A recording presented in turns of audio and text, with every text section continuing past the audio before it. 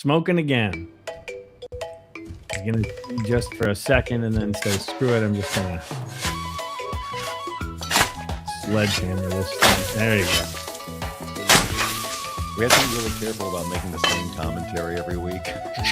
Oh, hi. Oh, hi. I was worried you aren't going to make it on time, but it's exactly 6 o'clock p.m. Pacific time. Mm-hmm.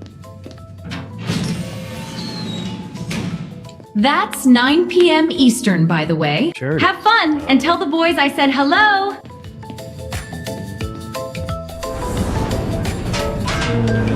Mel Brooks, Buck Henry. Don't mention the railroad track. Skiddly D. Wheedly dee. We can say Oh, that. that's it. Quiet on the set! Cue Rob and Bob! Wheelie dee. There it is. C'est le Lounge Show avec Rob Scott et Bob Doyle, deux diffuseurs vétérans qui aiment s'entendre parler et qui réussissent d'une manière ou d'une autre à se supporter. Voyons si vous pouvez les supporter aussi bien. Voici Rob et Bob. He spins Oh, around. no, see, that wasn't me. I didn't do that. Where I was spinning. I know. The spin is... It's part of the lore. I know, but it just functions differently now. Because of ever since we changed to this platform. Yeah, but I don't mind. I don't mind the lack of spinach for what we get in return. I'm strong to the finish from my lack of spinach. I'm Popeye. I'm Bye-bye. He's writing them as he goes along. It writes itself as what it does. It does. This is where we workshop the stuff that we take out into the real world. If I ever went out there, this is open mic night. That's right. This is where we test our stuff. Right. So yeah, and then go back. We'll go home after the show, after the lounge closes, and then we'll take notes and we'll talk to the staff. Right. Because, actually, we give the staff a hard time, but they're really great except for Skippy. Yeah, because you know why? Because he's been around so long, he thinks he can't be fired. He thinks he's important. He thinks he's special. Maybe Skippy's been around so long because Albo's been around so long. Man, you got to be us old to know that reference. The other day at work. Oh, wait, I forgot something. That I don't want to forget this. I hope I don't. It's 9 o'clock on a Saturday. That's right. That's why we're here. So I was talking. I looked at Randy the other day at work, and I said, and I read an article about some group of campers or something that got lost in the wilderness in 3 days, and they ate tree bark and flowers to stay alive. And so I said, I spun around, I look at Randy, I got some tree bark and flowers. And then I was thinking, like, how would you know which ones? What flowers can, and he immediately said Yule Gibbons. He says, well, we'll have to ask Yule Gibbons. Now, yeah, right. Do you know that reference? Yes, I do. But it's just barely, but it was all that. Yes, definitely. It was for grape nuts, and he started the commercial with, would you eat a pine cone? You can. And then he went off and did his thing. Yeah, something like most parts of a pine cone are edible. Yeah. Right. And then he went into telling you how you're supposed to eat grape nuts. Right. Because it tastes just like pine cone. Apparently. Now, I loved grape nuts, especially in yogurt. So there's ice cream. And then we looked it up, and I think he died in 1975. Okay, so which means we're watching the spots in like 1971, 1972, 1973, somewhere in there. And then we looked him up, and he was some nutritionist. Tracy was 9 years old. Well, yeah. So there it is, Yule Gibbons. So to your point about things now that so many bits, I'll have lines, I'll throw them out, and it's just a fart in church because the material relies on you knowing something from like the 70s or the 80s. Oh, Rob, it happens so much around here. It's not even funny. And I got two completely different generations looking at me like I'm an idiot. Yeah, I know that. But it still hits me. I'm happy I've got two guys at work who are approximately my age. So then we'll laugh at something. We'll laugh at a Yule Gibbons. Man, he brought that up, and I could remember the whole commercial. Hey, it's raining. It sure is. It wasn't before. Yeah, we got some light drizzle, or have had. Some light drizzle there. That's Eau Claire, Wisconsin for you folks new to the lounge. And that's the world famous footbridge that spans the mighty Chippewa River. Oh, we say this every time, but what are you going to do? What am I supposed to do? No, you're supposed to do exactly what you're doing. I'm a broadcaster. It's like the score of the ball game. What? Broadcaster.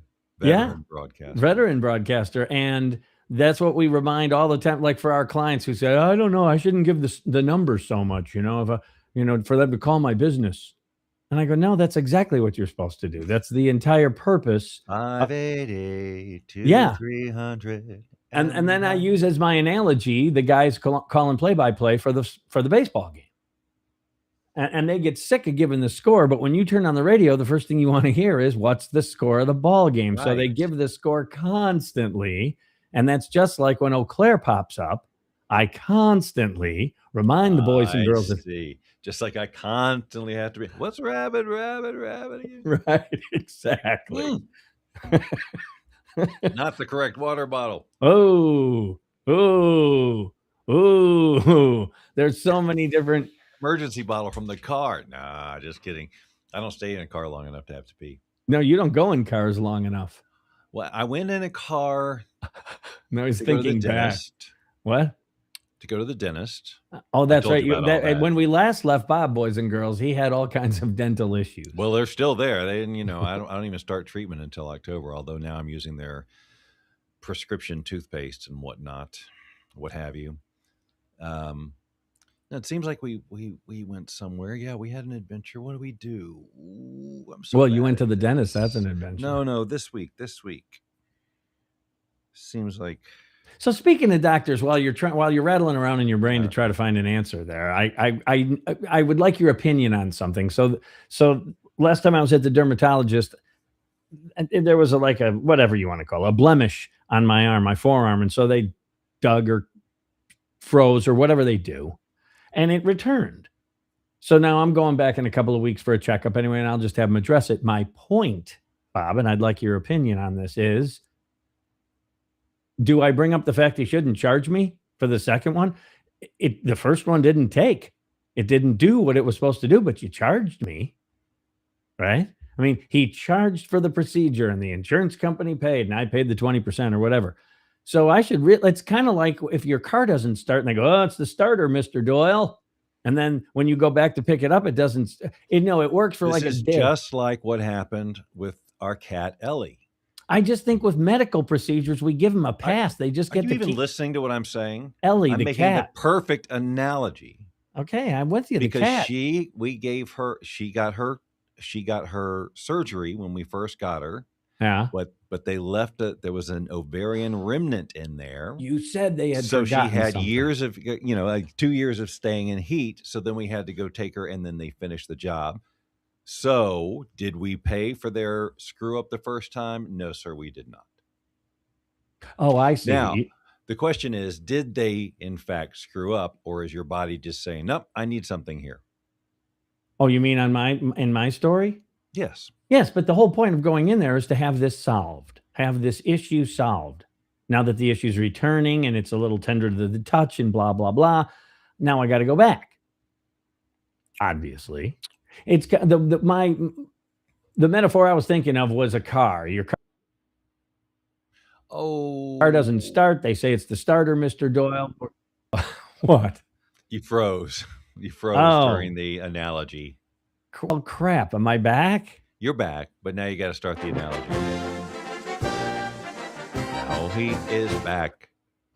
Anyway, it's like a car, and they say it's the starter, and we're going to order one, and it'll be in tomorrow. We'll give you a loaner. You go home, and the loaner, you come back the next day, and it's running, and when they hand you, and you pay, and you drive away. And then the next morning, you get up, and it won't start. So the starter, they did it wrong somehow. Yes. So then you end up getting over there again. Your neighbor gives you a jump. You go over it again. You go, it's not working. And then they say, okay, we'll do it. And then they say, it'll be $875. And you go, no. Yesterday, I gave you $875 and the problem wasn't solved. So now you'll just solve it and you get to keep the first $875. So I'm thinking that does the same thing apply which I don't think it does. I've never heard of any. It's kind of like if you go in for cancer treatments and they give you $1 million worth of cancer treatments and the cancer comes back in 6 months. I guess they keep the money. But weren't you supposed to fix the cancer? The doctor game, as I get older now and realize I'm going to be attending doctor class a lot more often than I did when I was 20, trying to get a grasp on how I want to deal with the commerce end of this issue, Bob. That's why you're a smart guy. I figured maybe you'd have an opinion. No, I'm too conspiratorial for this conversation. The end. Speaking of something. You're too conspiratorial. Now I have... This sucks because I got two things I want to tell you. I'll go ahead and tell you the one I can remember. It has nothing to do with my question, does it? What was the question? Oh, yeah, no. Obviously. Okay, I've just talked around it. I have no freaking idea because it's medical. I think you should bring it up. Absolutely.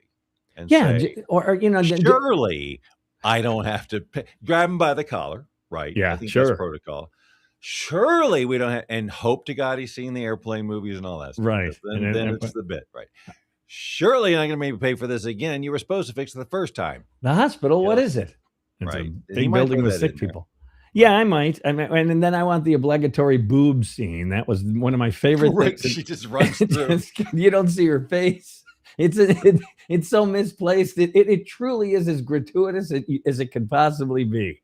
It was for no reason. It had no bearing on anything. I mean, and that was in all of it, not just Airplane, but all their movies like Kentucky Fried and all that stuff. Yeah, but the first one, man, and I went, that is brilliant. The gratuitous boob scene, which served no purpose to the story. Except to be that. Right.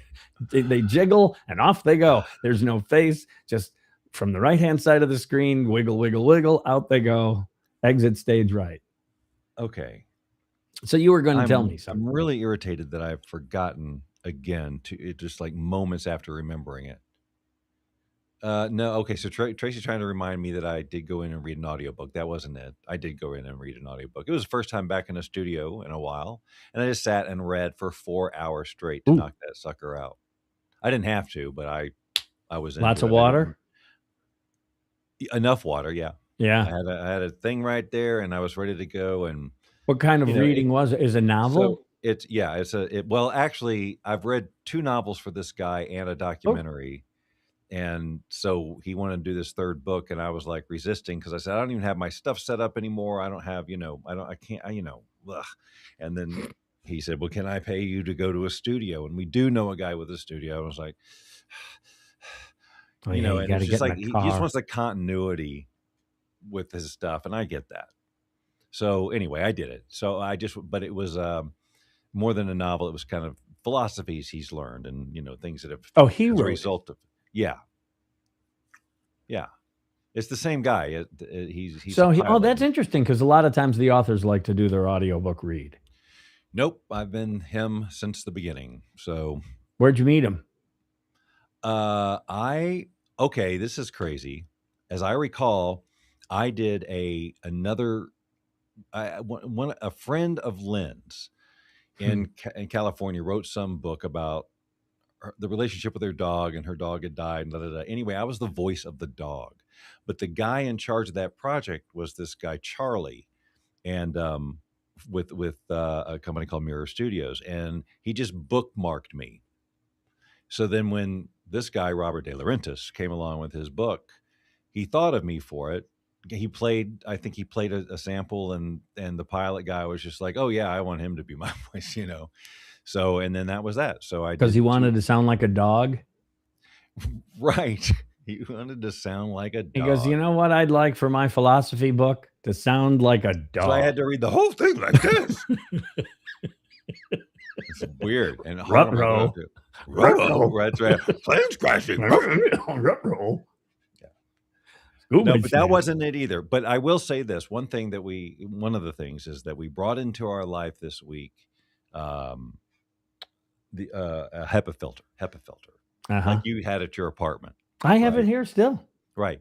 And it is so great. Yeah, that And I I'm have thinking bought of 4 replacing them mine. unnecessarily. You had never had one there at the Castle de Doyle, which is No. I say this often on the lounge when the lounge is open, but it's a wonderful domicile, boys But and when girls. we turn it on, obviously it was like, wow, what's been going on in here? Yeah.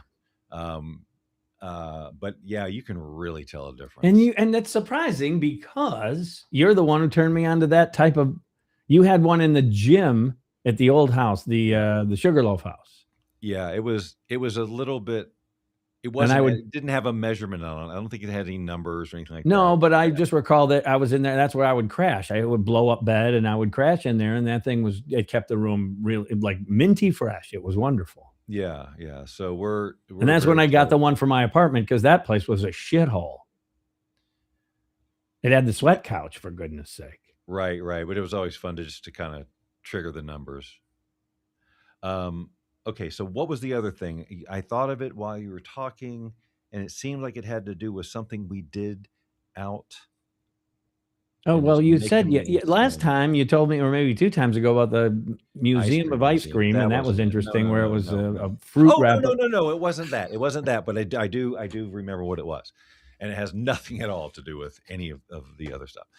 So, but Jam Kazam, right? The idea of Jam Kazam is that we can simultaneously do our. Which there is software out there or platforms that can do that because I've seen musicians do it. And one of my partners on my AI channel is about to add that feature to their platform that I'm doing a video for them on right now, comparing them to Suno, in terms of music generation and voice cloning.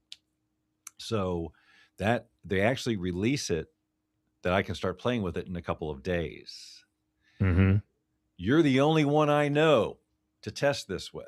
Oh, I see. Well, musically. Yeah. So I mean, I guess you're limited to the harmonica right now in terms of musical instruments that you can grab a hold of. But I mean, I've got the timpani drums. In fact, they're downstairs, but I can blow them up. What? I don't know. That's the first thing I thought. I could have went with bassoon or ultra clarinet. What's the what? Anywho, but anyway, I'm gonna, as soon as they give me access to it, we're gonna give it a try, because not only is it that, would we be allowed to use it for the lounge, or is it proprietary or something? Let's see if that is even appropriate. Well, let's assuming it works beautifully and we go, OMG. I don't know, because I don't know that it's like broadcast software per se, but we could figure something out. But the point is, so in addition to it just recording whatever it is we're doing, we also have all the functionality of the platform itself, which is the generative AI. So if we want to generate a drum track of any freaking kind, right, or a bass track or whatever on top of what we're doing, or then we take what we're doing and then we enhance it. I mean, there's the whole idea is that we get, we can do whatever, we can record our MIDI, we can record our voice just traditionally, and we have all the generative tools at our disposal too, and we can both use them. This is the theory. It's called Collab, and I cannot wait to try it. Yeah, I'm down, and then I'll wear over the ear headphones for that faux show. Yeah, I hope it works. I hope it works. I really hope it works. And he doesn't like musicals. I don't, not at all. But it is fun that you sing like a musical all the time. Speaking of things to watch and entertainment and so forth, Bob, I just finished today as I was sitting. Well, first of all, I may or may not have told you this. I started getting rid of all my CDs. Yeah, which have You been did in a. Not tell me that. That's landmark. Yeah, and I have the picture somewhere, but I don't have it prepared. Trying to remind me next week. If I remember, I'll pull it off the internet. Anyway, it was a picture of the CDs in the box that I had boxed them up in 2008. Oh my gosh. Okay. So it's been that long since you visited your CDs. Right. So they've just this monster box. It was a Dell computer box. And and that was such a time, right? I mean, that's the Brookstone house, and I'm breaking down the pool table room, and that's where all the CDs were down there. And so I'm going through now. I hope I remember why I started this topic, but anyway, I'm going through all the CDs and I'm throwing them away. Oh, I know. And the CD holders, the racks that I was going to use in the downstairs when I was going to finish it. And I had Right. and they hold 250 CDs per rack, and they're super heavy. They're cherry wood. This is when they made, Right. radio stations like Well. And so anyway, so I'm throwing all those out. Now, why was I going to tell you that part though? There was something, doggone it, concern it. Well, to me, it was enough that you were getting rid of your CDs. Yeah. I know. You'll get a kick out of this. So I open up the box, and so the box went from Brookstone, and then it went into storage, I think. And then it went into the apartment, it sat in storage via the apartment, or maybe in that front closet as you walked into the apartment. And then it finally came here and just sat in the basement. For the last over 10 years in this basement. And here's the thing. I mean, they're really MP3s on plastic as far as audio is concerned. Like if they were vinyl, there may be an argument here. We could discuss, the sound reproduction and the audiophile crap, but man, they're CDs, and no one cares about the artwork either. So it was just all these, lots and probably 400, maybe more. Today, I remember I was bagging them up. They just go out in the trash, and Somewhere in Time, the soundtrack. And I thought of you, the soundtrack for Somewhere. But here's the thing. You can get all these things now just streaming. I know. And I've had them in a box, and I'm clearing space for Steven's stuff when he comes home from the Air Force. It's odd because I would think that you would be a person who would be of the mindset that, well, what if streaming goes away? Well, that had... Geez, he froze up again. That's twice in cross a minute. my look. I bit the bullet when I started buying Bluetooth.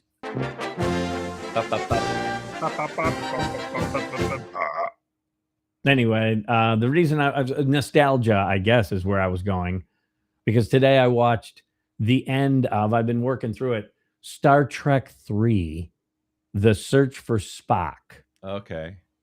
And first of all, the special effects, you kind of joke. It reminds me of, I think it was Patton Oswalt, the comedian, who said one time, he goes, I watched Friday the 13th with my daughter, and she thinks it's the funniest movie she's ever seen in her life.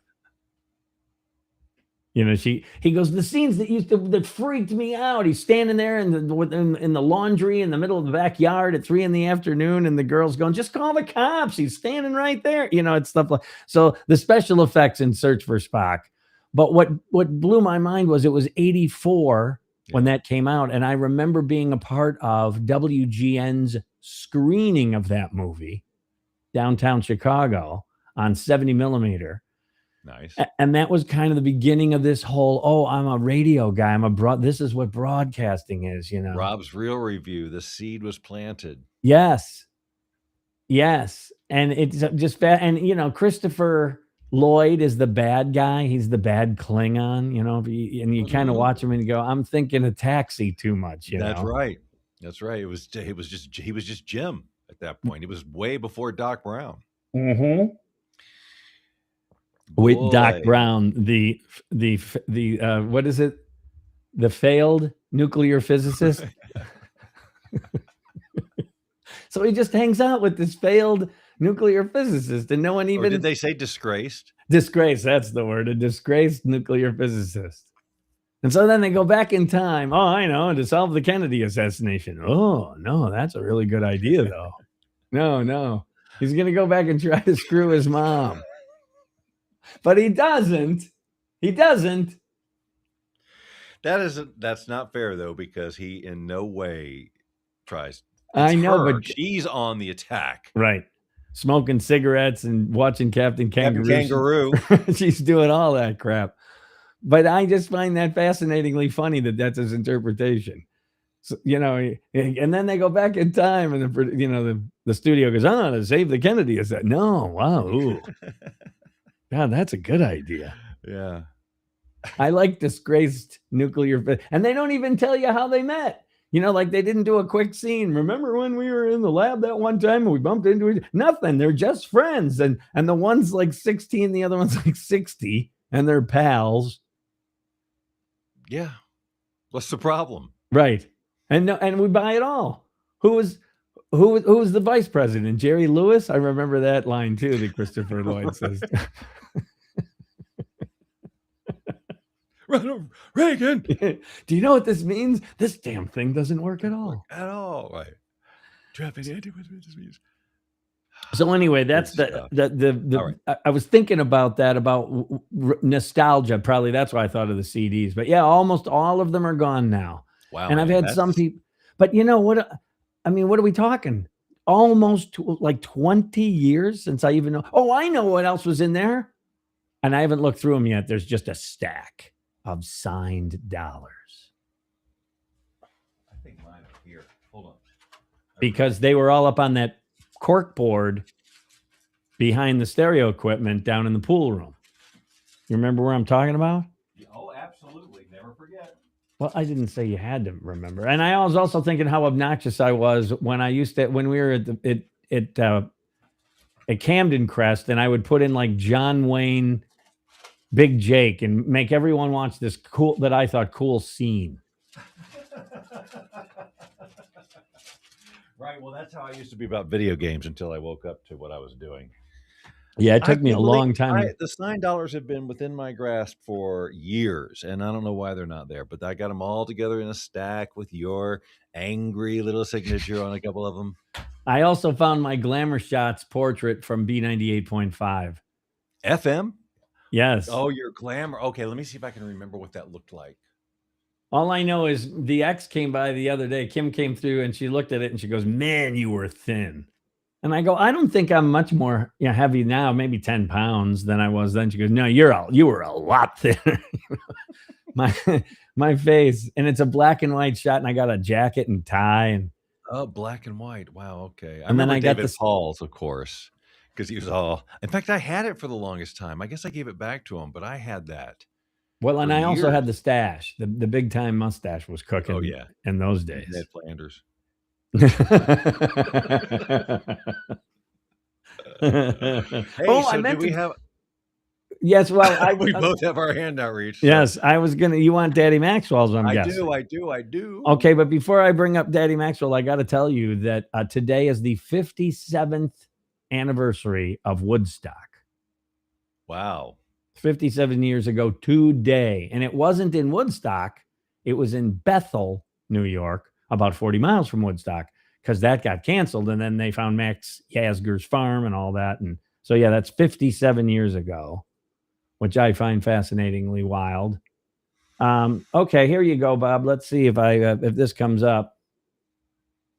And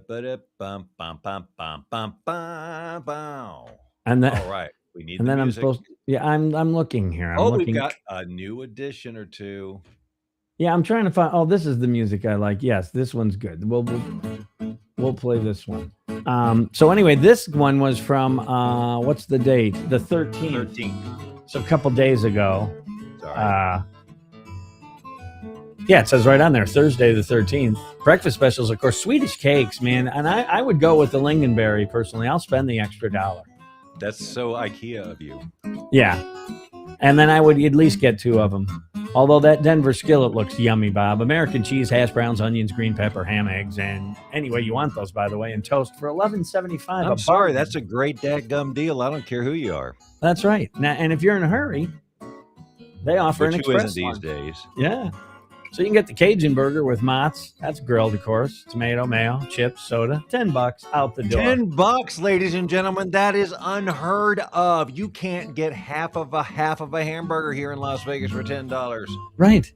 And you can also get a warm, even though it's summer, chicken and dumpling soup. That's the soup of the day, chicken and dumpling. But there's no price associated with that. I sure would. No, I'm guessing maybe it comes with something. Maybe the express lunch add-on. I don't know.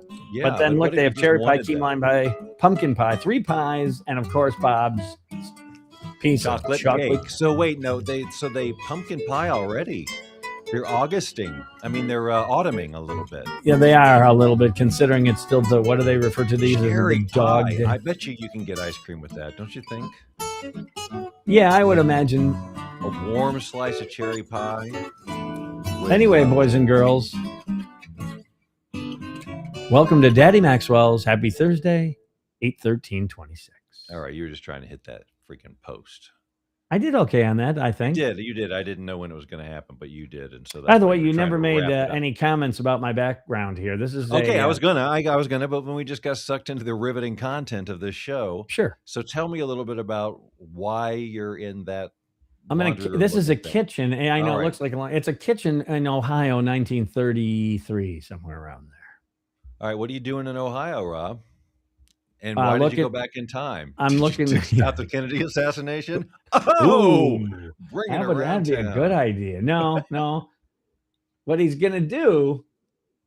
When I first got into the internet, man, I found a couple of these pages. This is probably when I was either at Jennifer Lane or maybe at Favorwood, but I would find these pages with old photographs, and I thought I was fascinated by them.